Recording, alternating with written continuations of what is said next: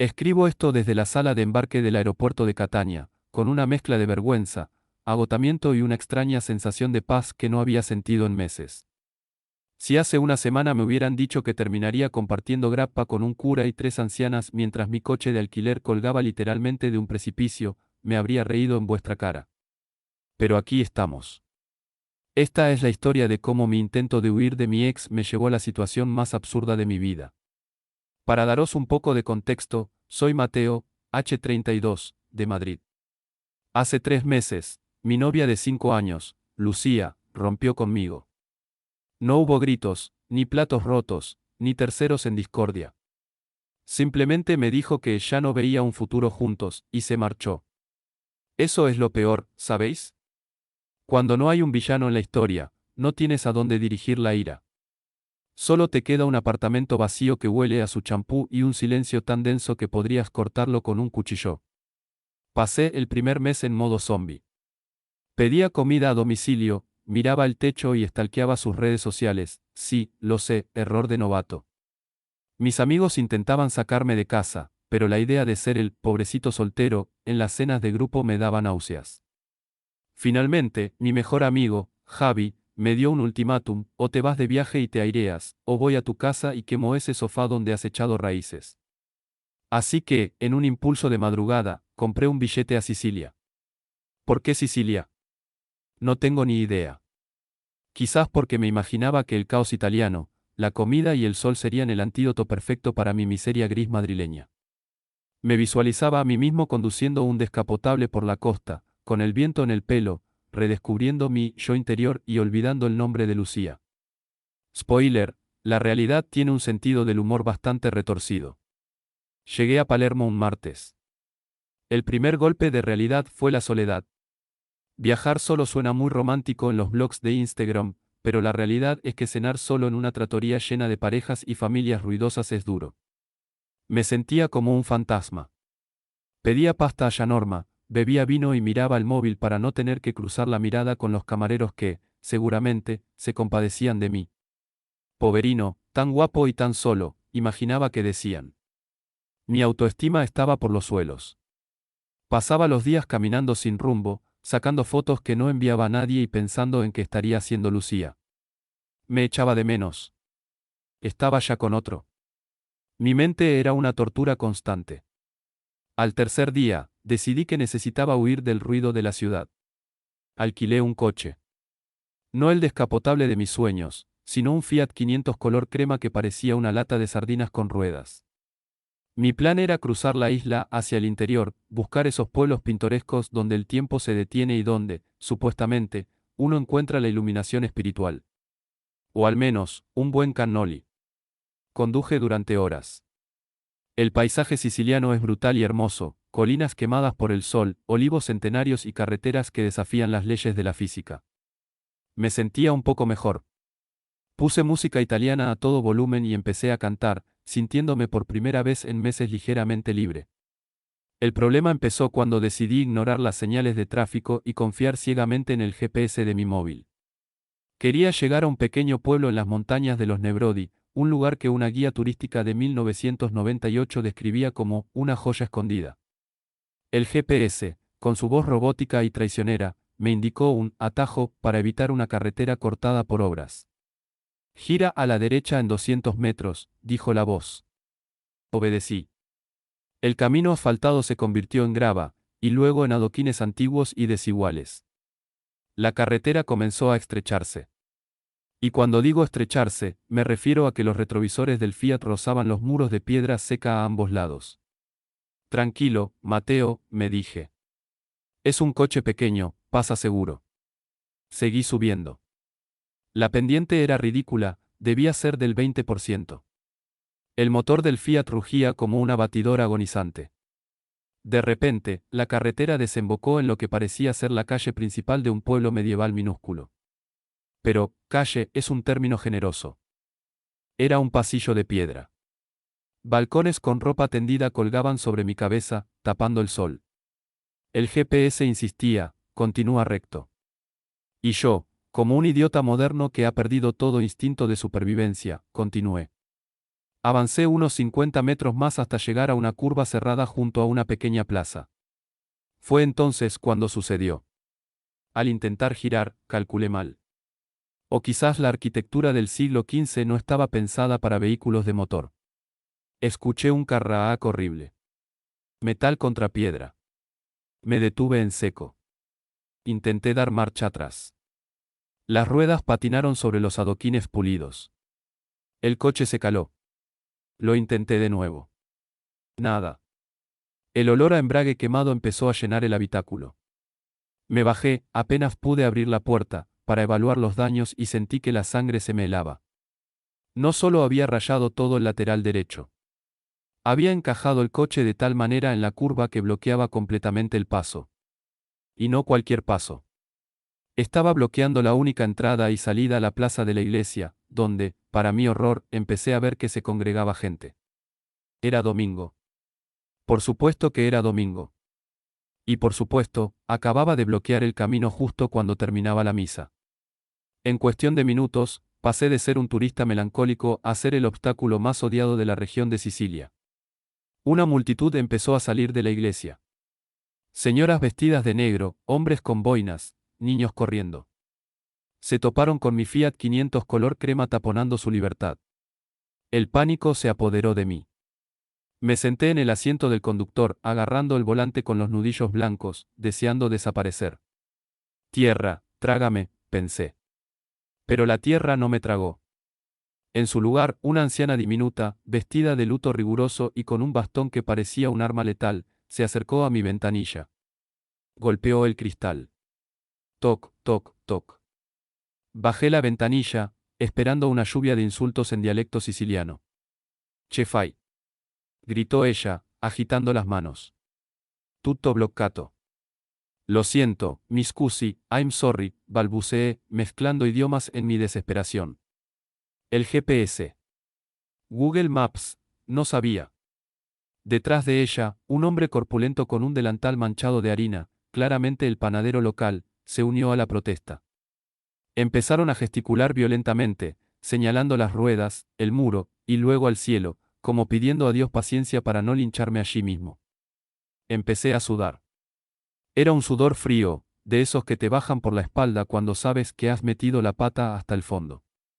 Intenté arrancar el coche otra vez, pero mis manos temblaban tanto que se me caló de nuevo. El coche dio un salto brusco hacia atrás y escuché un grito colectivo. Fermo. Fermo. Gritaron todos.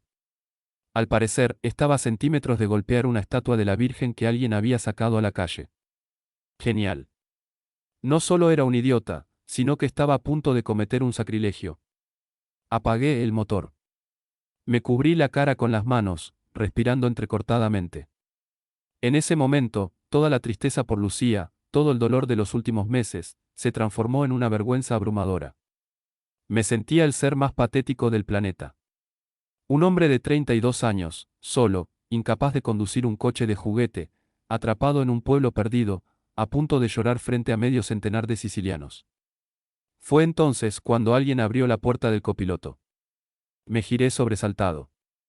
Un hombre mayor, de unos 60 y tantos años, con una cara curtida por el sol, una camisa de lino arrugada y un cigarrillo colgando de la comisura de los labios, se sentó a mi lado con una calma pasmosa. Me miró, miró el coche atascado, miró a la multitud furiosa afuera, y luego volvió a mirarme a mí. Ragazzo, dijo con una voz ronca y profunda, exhalando humo. Tienes un problema grande. Lo sé, susurré en mi italiano roto. Lo siento mucho. El hombre soltó una carcajada seca. No, no lo entiendes.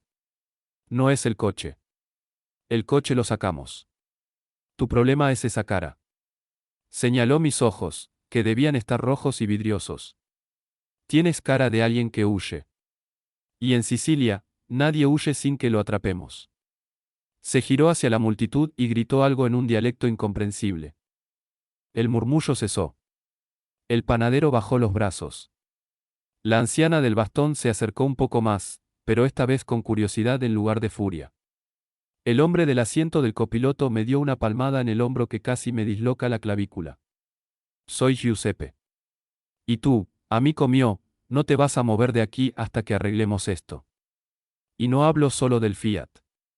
En ese instante, atrapado entre muros de piedra, con el embrague oliendo a quemado y un desconocido tomando el mando de mi desastre, supe que mi plan de reflexión solitaria y silenciosa se había ido al diablo.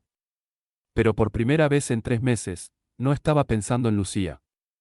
Estaba pensando en cómo demonios iba a salir de esta sin convertirme en una leyenda local de la estupidez turística. Lo que no sabía era que Giuseppe y ese pueblo tenían planes muy diferentes para mí. Yo, Mateo, con mi Fiat 500 incrustado en una callejuela medieval, bloqueando una procesión religiosa y con un desconocido llamado Giuseppe sentado en el asiento del copiloto, diciéndome que mi cara de tristeza era un problema mayor que el coche atascado. Giuseppe bajó del coche y asumió el papel de general de un ejército improvisado.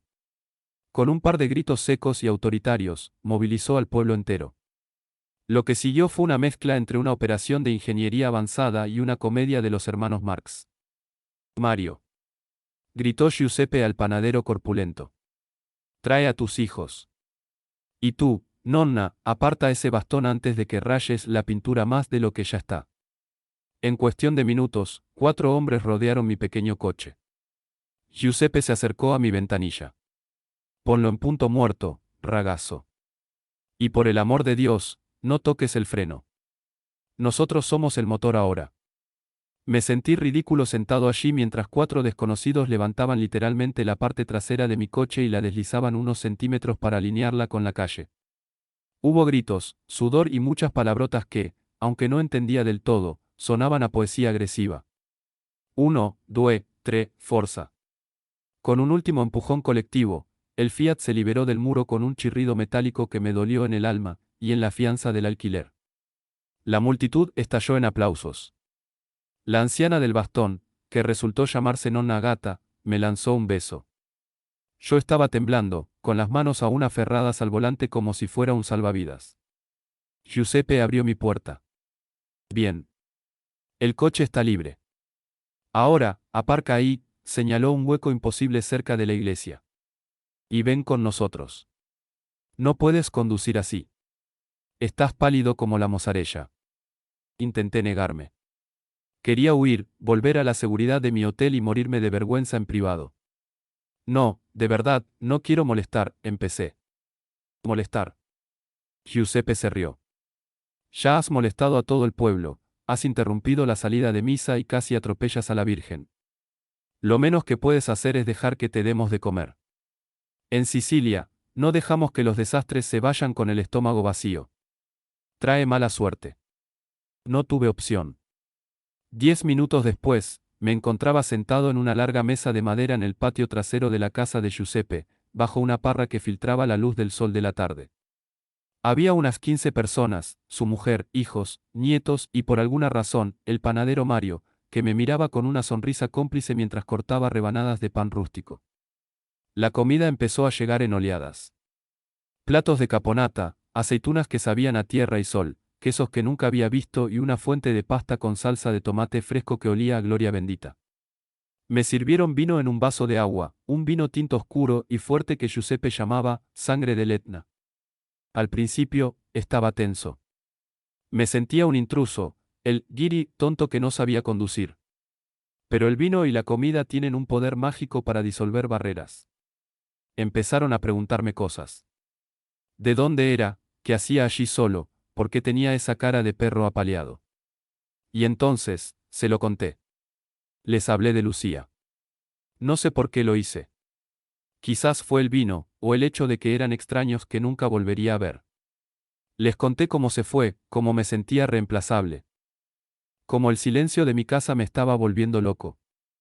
Hablé más en esos 20 minutos que en los 3 meses anteriores con mis amigos de toda la vida. La mesa se quedó en silencio por un momento.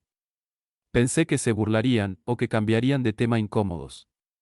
Pero Nonna Agata, que estaba sentada frente a mí devorando un trozo de pan, me miró fijamente con sus ojos negros y brillantes. Ascolta, dijo, golpeando la mesa con un dedo huesudo. Ella se fue. Bien. Que se vaya. Tú piensas que has perdido tu vida, pero solo has perdido un peso muerto. Mario, el panadero, asintió con la boca llena. Mi primera mujer me dejó por un vendedor de enciclopedias, dijo Mario con total naturalidad. En ese momento quería quemar la panadería. Lloré como un becerro durante un año. ¿Y sabes qué? Si no se hubiera ido, nunca habría aprendido a hacer cannoli por mi cuenta. El dolor te da hambre, amico. Hambre de hacer cosas nuevas. Giuseppe llenó mi vaso de nuevo. Mateo, escúchame. Viniste a Sicilia buscando, ¿qué? ¿Olvidar? No se olvida viajando. Te llevas tus fantasmas en la maleta. Dio un trago largo a su vino. Pero mira a tu alrededor. Bloqueaste una calle, hiciste un desastre, y ahora estás aquí, comiendo la mejor pasta de tu vida con gente que hace una hora quería matarte. ¿Cuál es la moraleja? Pregunté, sintiéndome un poco mareado pero extrañamente reconfortado. La moraleja es que la vida es un caos, ragazzo. Como el tráfico en Palermo. Si intentas controlarlo todo, te estrellas. Si intentas ir recto cuando la carretera gira, te quedas atascado. Tienes que aprender a maniobrar en el caos. Lucía se fue. Es una curva cerrada. Te has dado un golpe. Va bene. Ahora toca sacar el coche, arreglar la chapa y seguir conduciendo. Y quizás, solo quizás, el nuevo camino te lleve a un sitio mejor que el que tenías planeado. Me quedé mirando el fondo de mi vaso. Las palabras de Giuseppe no eran de un libro de autoayuda barato. Eran crudas, reales. Me di cuenta de que había estado tan obsesionado con volver a ser quien era antes, que no me había permitido ser este nuevo yo, un poco roto, sí, pero capaz de sobrevivir a un desastre en un pueblo siciliano y acabar riendo con desconocidos. La sobremesa duró horas. Me enseñaron palabras en siciliano que probablemente no debería repetir. Me hicieron probar un licor de yerbas que sabía a fuego líquido. Me reí. Me reí de verdad, no esa risa forzada que usaba en la oficina para parecer normal. Me reí de mi coche atascado, de mi mala suerte, y sorprendentemente, me reí de lo absurdo de mi situación amorosa. Cuando el sol empezó a bajar, Giuseppe me acompañó al coche. El lateral derecho del Fiat parecía un mapa en relieve de los Apeninos, todo rayado y abollado. La compañía de alquiler me va a matar, dije, pasando la mano por los arañazos. Giuseppe se encogió de hombros y sacó un rotulador permanente negro de su bolsillo. Se agachó junto al arañazo más grande y escribió algo en la chapa, justo sobre la pintura dañada. ¿Qué haces? Pregunté alarmado. Una firma. Para que recuerdes. Se levantó y me guiñó un ojo. Ahora es arte. Dile a los del alquiler que te cobren un extra por tener un autógrafo de Giuseppe Di Nebrodi. Miré lo que había escrito, avanti sempre, siempre adelante. Me despedí de ellos como si fueran familia. Nonna Agata me metió una bolsa con naranjas y galletas duras por la ventanilla y me amenazó con el bastón si no comía lo suficiente. Mario me dio un abrazo que olió a harina y sudor. Conduje de vuelta a Palermo con el atardecer tiñendo el cielo de morado y naranja. El coche hacía un ruido raro cada vez que giraba a la derecha, y olía a una mezcla de embrague quemado y naranjas frescas. Iba a tener que pagar una fortuna por los daños. Iba a volver a Madrid a un piso vacío. Iba a tener días malos en los que echaría de menos a Lucía.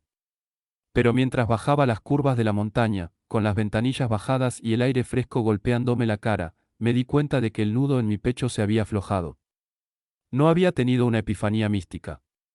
No había encontrado el sentido de la vida. Pero había encontrado algo más importante. La certeza de que no estaba solo en el mundo. Que si me quedaba atascado, siempre habría alguien, en algún lugar, dispuesto a ayudarme a empujar si dejaba de lado mi orgullo y bajaba la ventanilla. Llegué al hotel, me tiré en la cama, y por primera vez en 3 meses, dormí del tirón. Sin sueños, sin pesadillas, sin despertarme buscando un cuerpo que ya no estaba allí. Así que, Reddit, ese es mi tifú. Fui a Sicilia a huir de mí mismo y terminé estrellándome contra la realidad y un muro de piedra. Me costó 800 euros de franquicia del seguro, pero honestamente, es la terapia más barata que he pagado nunca.